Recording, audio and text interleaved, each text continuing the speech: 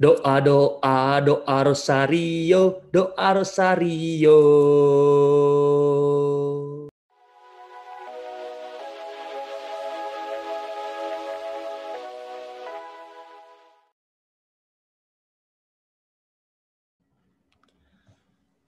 Halo, saya Romo Gandhi. Kita ketemu lagi dalam cerita Mogan.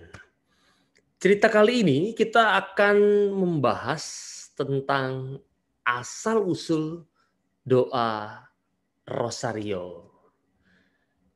Banyak dipertanyakan oleh orang Katolik maupun juga orang-orang di luar Katolik, mengapa doa Rosario itu bisa muncul. Kita mulai cerita Mogan kali ini. Bagaimana asal-usul doa Rosario?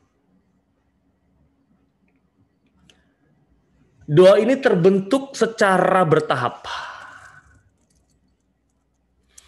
Lalu dalam part yang pertama ini saya akan memberikan rangkuman dulu supaya semakin penasaran tentang asal-usul doa Rosario, dan dalam part kedua saya coba akan membentuk dalam cerita narasi tentang asal-usul doa Rosario. Doa ini itu terbentuk secara bertahap. Yang pertama sejak abad keempat, para rahib di Biara itu ternyata sudah mulai menggunakan manik-manik sebagai alat bantu untuk menghitung doa-doa mereka. Jadi manik-manik itu dijadikan alat bantu untuk jumlah penghitung doa-doa mereka. Menarik ya, sudah mulai dipakai manik-manik sebagai alat bantu. Sejak abad ke-8 dan ke-9, para rahib itu menggunakan manik-manik tersebut untuk mendaraskan 150 mazmur atau dibagi menjadi kelompok 50 mazmur. Itu abad ke-8 dan abad yang ke-9. Nah, sejak pertengahan abad ke-12 terdapat tradisi untuk menggunakan manik-manik untuk menghitung 150 kali doa Salam Maria ataupun 50 kali Salam Maria. Jadi manik-manik tersebut itu untuk menghitung 150 kali doa Salam Maria atau 50 kali Salam Maria pada abad ke-12. Kita lihat lagi kembali ringkasannya. Sedangkan di abad ke-13 terdapat juga tradisi untuk mengulangi doa Bapa Kami, abad ke-13.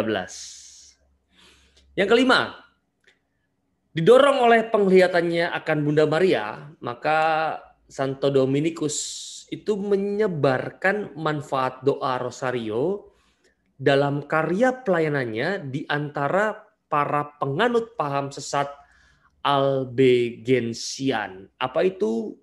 Saya akan jelaskan dalam part yang kedua. Selanjutnya dalam poin yang ke-6 di abad ke-15. Abad ke-15 dikenallah susunan doa Rosario yang terdiri dari 50 kali doa Salam Maria yang dihubungkan dengan ayat-ayat kitab suci. Abad ke-15. Di abad ke-16 barulah terbentuk doa Rosario yang terbagi menjadi 5 dekade dalam 3 jenis misteri kehidupan Yesus. Seperti yang kita kenal, seperti peristiwa-peristiwa gembira, peristiwa sedih, dan peristiwa mulia. Itu di abad ke-16. Nah, poin ke-8, kuasa doa Rosario ini kemudian ditunjukkan secara nyata pada tanggal 7 Oktober 1571. Apa yang terjadi? Saat itu Eropa dikepung oleh pasukan Ottoman dari Turki.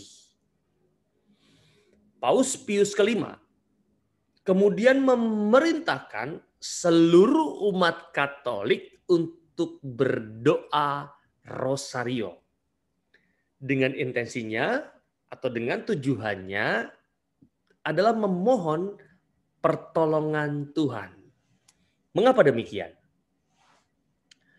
Karena jumlah pasukan dan armada Kristen saat itu sangat jauh di bawah jumlah pasukan Turki. Tetapi akhirnya pasukan Kristen berhasil memperoleh yang namanya kemenangan.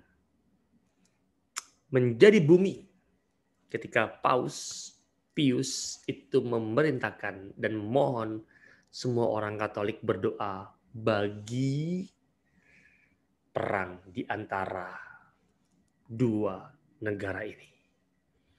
Yang terakhir, akhirnya di abad ke-21, Santo Paus Yohanes Paulus II menambahkan pemerenungan peristiwa terang yang kita kenal sampai hari ini dalam doa rosario. Teman-teman yang terkasih, itu ringkasan mengenai asal-usul doa rosario dalam part yang pertama.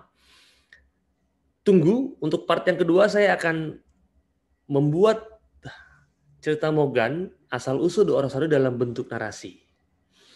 Jadi, sampai ketemu lagi dalam cerita Mogan yang berikutnya.